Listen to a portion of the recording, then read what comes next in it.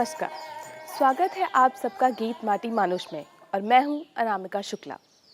आज हम आए हैं राजस्थान के प्रांत शेखावटी में।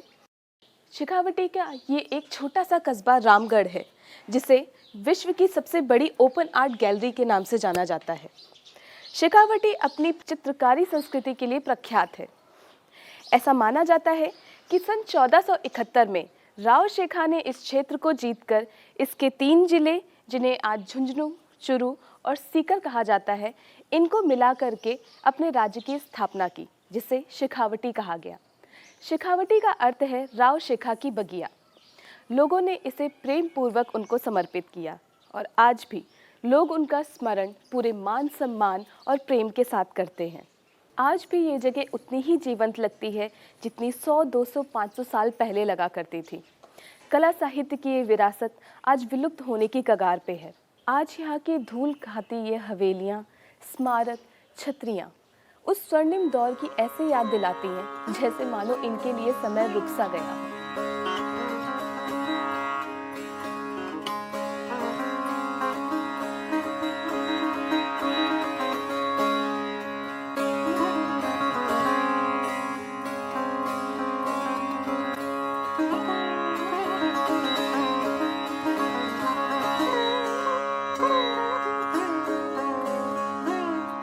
एक समय था जब शेखावटी प्रांत विश्व का सबसे बड़ा व्यापारिक केंद्र हुआ करता था। 30,490 वर्ग किलोमीटर में फैला हुआ यह सिंधु घाटी सभ्यता का सबसे बड़ा भाग था और यहाँ से सरस्वती नदी होकर के निकलती थी।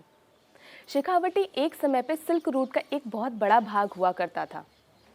समय के साथ साथ और भौगोलिक घटनाओं के कारण धीरे धीरे सरस्वती नदी विलुप्त हो गई और व्यापार में गिरावट होने लग गई। व्यापारी वर्ग ने अंग्रेज़ों के साथ मिलकर के व्यापार किया और जैसे व्यापार में गिरावट हुई, उसके बाद अंग्रेज़ों के साथ ही मिलकर के वे विभिन्न क्षेत्रों और शहरों की तरफ पलायन कर गए, जैसे बम्बई, कलकत्ता इत्यादि। जिस ज़मीन से प्रख्यात घराने जैसे भरतिया, दालमिया, मित्तल, झुंझुनवाला, बजाज, पोद्दार, रुइया इत्यादि निकले हैं, आज उस धरोहर को देखने वाला कोई नहीं है। तो आइए देखते हैं विशाल संग्रहालय की विशाल धरोहर, जो कि सैकड़ों वर्ग किलोमीटर में फैली हुई है, और जानते हैं यहाँ की लोक संस्कृति और लोक शैली के बारे में।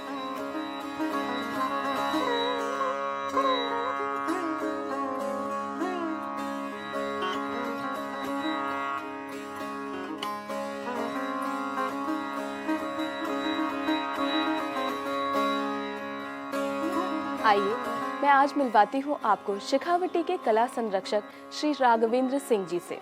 इन्होंने शेखावटी की कला और साहित्य का बेहद बारीकी से अध्ययन किया है और साथ ही इसका संरक्षण भी किया है, जिस कार्य में ये आज भी तत्पर हैं। तो चलिए जानते हैं इनसे शेखावटी की कला और साहित्य के बारे में। रामगढ़ जो टाउन है वो 1791 में इस्टेब्लिश हुआ था। रामगढ़ को बसाने वाले जो थे वो पोदार थे, जो कि पास के 14 किलोमीटर चूरू जो टाउन है वहाँ से ये यहाँ आके और बसे थे। और हुआ ये कि जो चूरू के जो रूलर थे, उन्होंने कुछ नए टैक्सेस है वो इम्प्लीमेंट कर दिए थे। तो उनको जब लगा कि टैक्सेस बहुत ज़्यादा है तो उन्होंने इसका विरोध किया।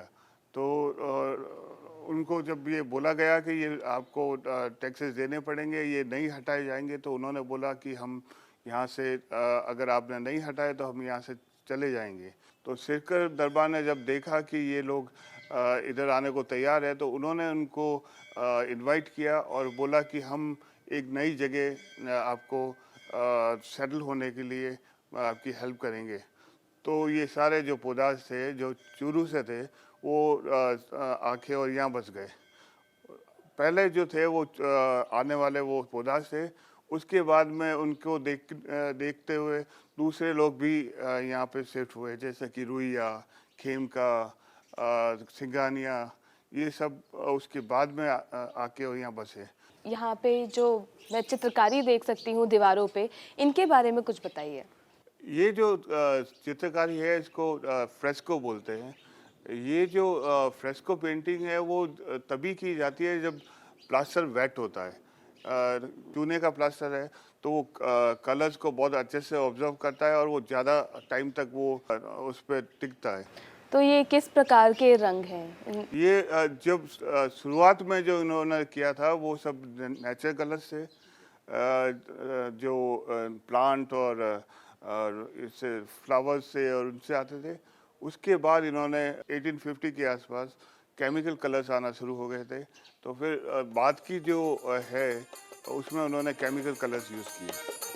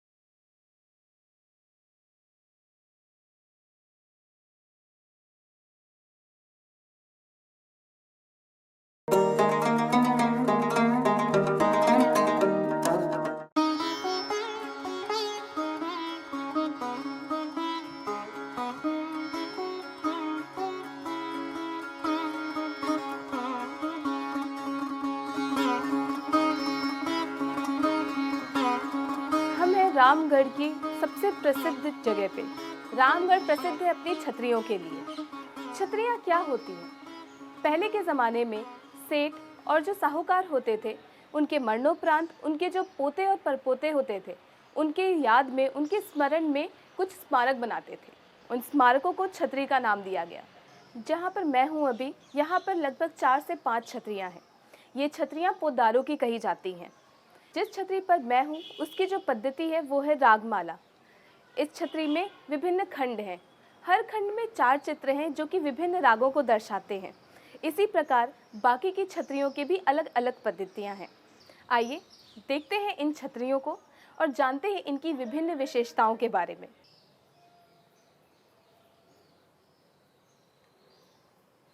आइए जानते हैं इन छतरियों की विशेषताएं सिंह साहब से। इस छतरी में अगर आप देखें बीच वाला डोम, ये जो बीच वाला डोम है, इसमें अगर आप देखें तो ये कृष्ण लीला की का चित्रण किया गया है, जिसमें कृष्ण तो एक है और बाकी उनके साथ में गोपियाँ हैं।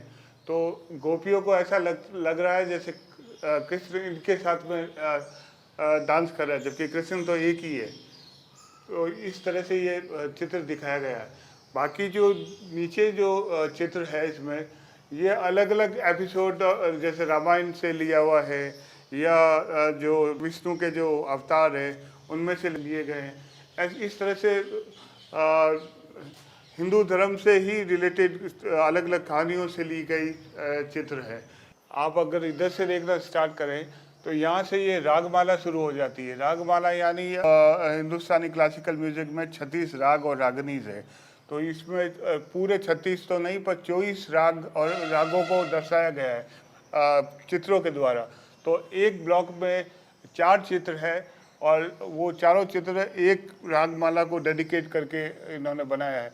इस तरह से 24 चित्र बने हुए हैं जो पूरे रागमाला पे बेस है और हर चित्र के ऊपर उन्होंने नाम दे रखा है कि ये जो चित्र है वो किस राग पे को इन्होंने डेडिकेट किया है।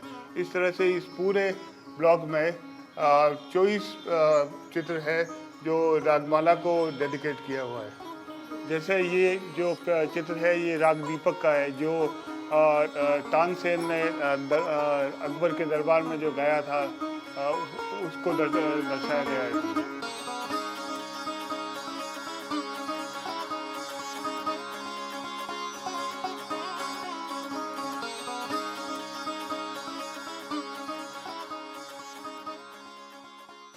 आइए हम आपको आज रूबरू कराते हैं यहाँ की एक खूबसूरत कला से। जो है लाख की चूड़ियाँ। क्या है लाख की चूड़ियाँ, कैसे बनती हैं? सिंह साहब हमको इसके बारे में और बताइए। ये यहाँ की फेमस लाख की चूड़ियाँ हैं। लाख एक तरह का कीड़ा होता है, उसके अवशेष और उसका जो लार्वा होता है जो इकट्ठा होता है उसको लाख बोला जाता है। उस लाख से ये चूड़ियाँ बनाई जाती है और ये रामगढ़ में काफ़ी अच्छी चूड़ियाँ बनती है लाख की। बाज़ार में ये इस फॉर्म में मिलती है जो ये ख़रीद के लेके आते हैं। असल में ये इस तरह का होता है, फिर कलर मिला के अलग अलग डिज़ाइन और अलग अलग उससे बनाते हैं। और ये नग वाली है, तो ये पहले तो इसको इस तरह से बनाई जाती है, उसके बाद इसको गर्म करके आप देख सकते हैं, इसको गर्म करके और फिर इस पे नग लगाए जाते हैं।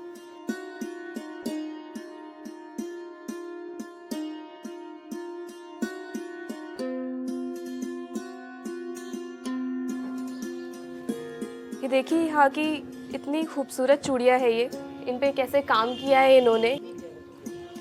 यहाँ पे एक से एक आपको खूबसूरत चूड़ियाँ मिलेंगी। ऐसी चूड़ियाँ शायद ही कहीं आपको मिले। इतना खूबसूरत, इतना प्यारा काम है। ऐसी चूड़ियाँ ये आपको और कहीं नहीं मिलेंगी। ये यहीं पे रामगढ़ में बनती हैं, ये लाख की चूड़ियाँ। इन पे ये काम कारीगरी की गई है। ये शादी के लिए चूड़ा है। ये इतना इस पे भारी काम किया गया है, ये कारीगरी है। ऐसा चूड़ा आपको रामगढ़ का ये विशेष है।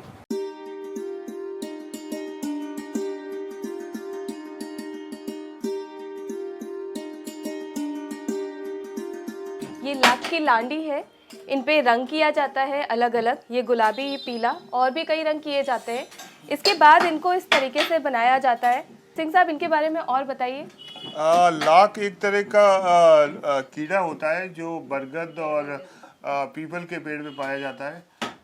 उसके अंडे, अवशेष और उसका जो लार्वा जब इकट्ठा होके पेड़ों पे जम जाता है, वो ये जमा करते हैं और वो जो जमा की हुई चीज़ होती है वो लाख होती है, जो कि बाज़ार में अवेलेबल होती है। जो आपको मैंने पहले दिखाया था वो उस फॉर्म में आता है। फिर ये इस तरह से इसमें अलग अलग कलर ऐड करके, जैसे आप देख सकते हैं ये इसमें पीला कलर ऐड करके ये कर रहे हैं, वैसे अलग अलग कलर ऐड करके और चूड़ी बनाई जाती है। और ये जो लोहे की जो रिंग्स है, इनको गर्म करके इसके अंदर डाला जाता है ताकि चूड़ी शेप में रहे, क्योंकि ये गर्म रहती है तो इसका शेप बिगड़ने के चांसेस होते हैं। और ये जो है ये अलग अलग डिज़ाइन है, चूड़ी को अलग अलग डिज़ाइन देने के लिए ये लकड़ी के बने हुए हैं जिस पे अलग अलग डिज़ाइन है। तो गर्म चूड़ी इस पे घुमाई जाती है जिससे उस पर डिज़ाइन हो जाती है।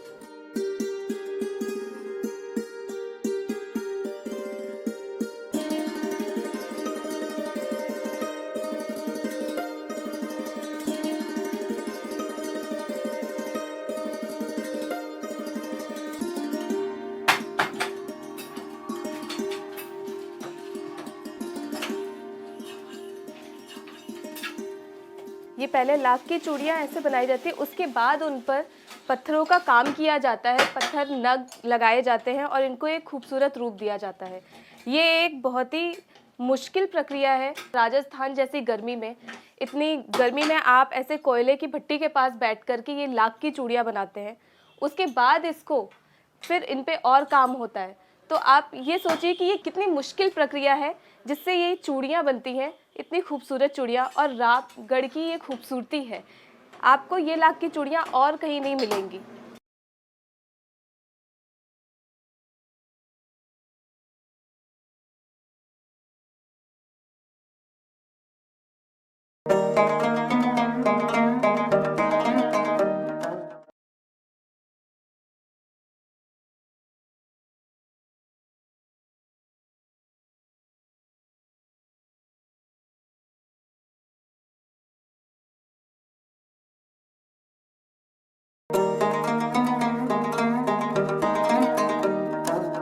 जैसे कि राजस्थान अपनी लोक शैली, लोक नृत्य, लोक गीतों के लिए बहुत प्रसिद्ध है।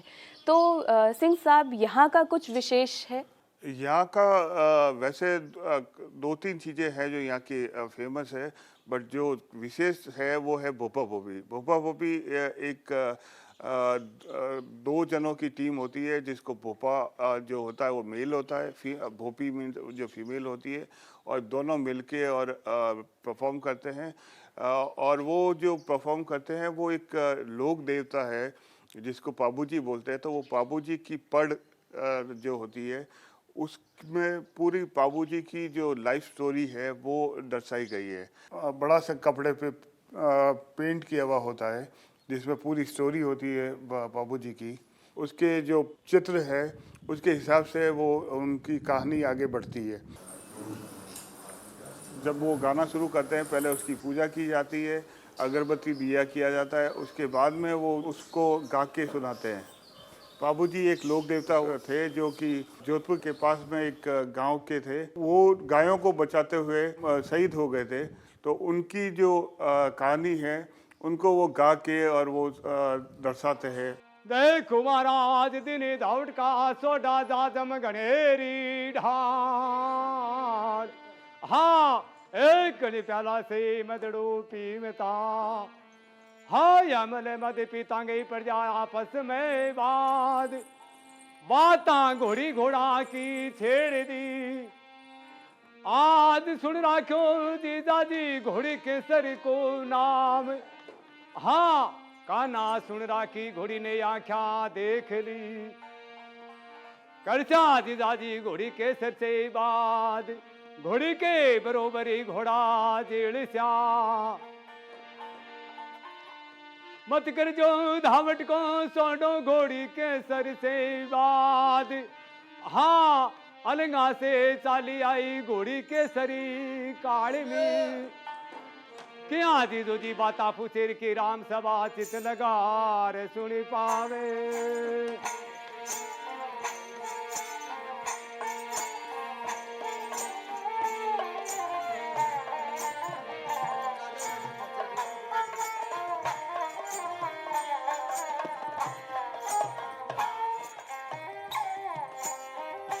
कर दे दादी तो घोड़ी के सर से वो।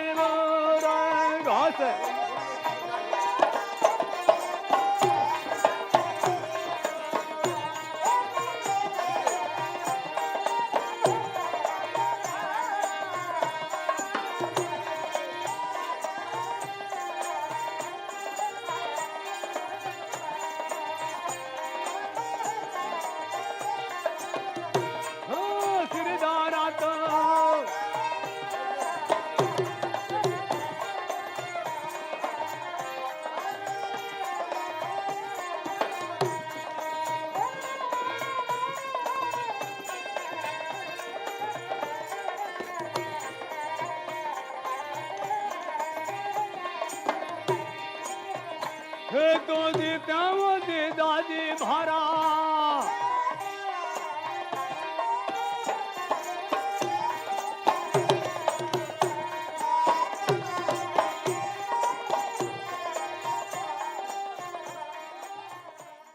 ये जो पढ़ है इसको बापूजी की पढ़ कहा जाता है। इसमें बापूजी की कथा के अलावा इनके और भी लोग देवी देवताओं की कथाएं हैं जो रात भर इसी तरीके से चलती रहती हैं। इसके अलावा जो भोपा भोपी है उसमें इनका जो मुख्य वाद्य यंत्र है उसको कहते हैं रावण हत्था। ये रावण हत्था क्या है और किस चीज़ से बनता है उसके बारे में जानते हैं। ये आपका जो है ये रावण हत्था है। ये मोरनी होती है, ये सलवर की होती है। अच्छा। हाँ, ये इनके सवर है। सवर। जैसे बाजे का सर होता है ना, ऐसे उंगली टेकने वाला। अच्छा। ऐसे ये सवर है इनके। ये नारियल होते हैं। नारियल। नारियल में से ये टोकसी निकाली जाती है, अच्छा। इनकी बनती है वो। ये नारियल होता है ना, ये टोकसी है नारियल की। और इस पर ये बकरा की खाल से मंडा हुआ है। ये बकरे की खाल से इसको मढ़ा गया है। मंडा गया है अच्छा। इसको। ये तार जैसे गिटार में, सारंगी में जैसे और सितार में होते हैं, वो तार ये है। ये ऐसे ऐसे भी बजते हैं। अच्छा, ये जो तार है। हाँ, ये बजते हैं। ठीक है। और ये बाल घोड़े के पूंछ के होते ये हैं। घोड़े की पूंछ का हाँ, बाल है। ये भी घोड़े के पूंछ के होते हैं। अच्छा, ये भी घोड़े की पूंछ के बाल हाँ, है। ये जैसे वो झाड़ी की लकड़ी होती है, इसकी ये बनाई जाती है। अच्छा, झाड़ी की लकड़ी, कोई पेड़ होता है? हाँ, पेड़ होता है। अच्छा। झाड़ी होती है, इनके पेड़ की होती है। अच्छा, ये घुंघरू। ये घुंघरू इसमें लगे हैं। मैं- और ये क्या है? ये मोरना, मोरना। इसी को मोरना बोले जाते हैं। अच्छा, हाँ, मोरना। और इसी को मोरनी बोली जाती है। अच्छा, ये मोरनी है, इसको मोरना कहते हैं। अच्छा। हाँ। और ये क्या है? हाँ, इसको कुछ बोलते हैं? इसी को ये सलवर के पोले बोलते हैं। अच्छा। हाँ, कि ये पोला है भाई, ये सुंदर लगे तमाशे में। सुंदरता के हाँ, लिए। सुंदरता के लिए। और ये स्वर बिठाने के हाँ। लिए। थोड़ा सा इसको बजा के एक बार दिखाएंगे?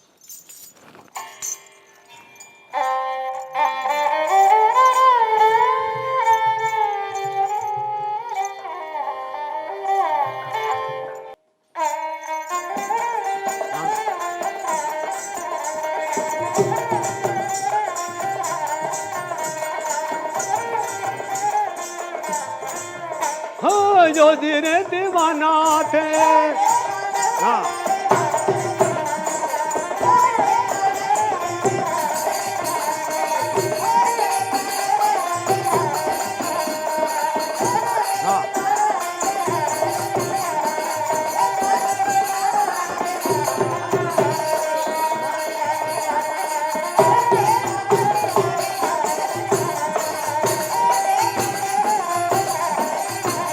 हाँ, जो धीरे दीवाना माने जयपुर की सुनड़ी जादोर दीवाना।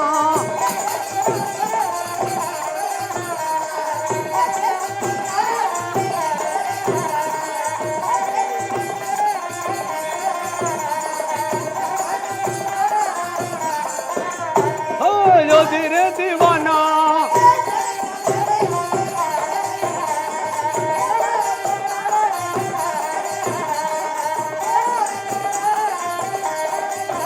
हाँ, जो धीरे दीवाना।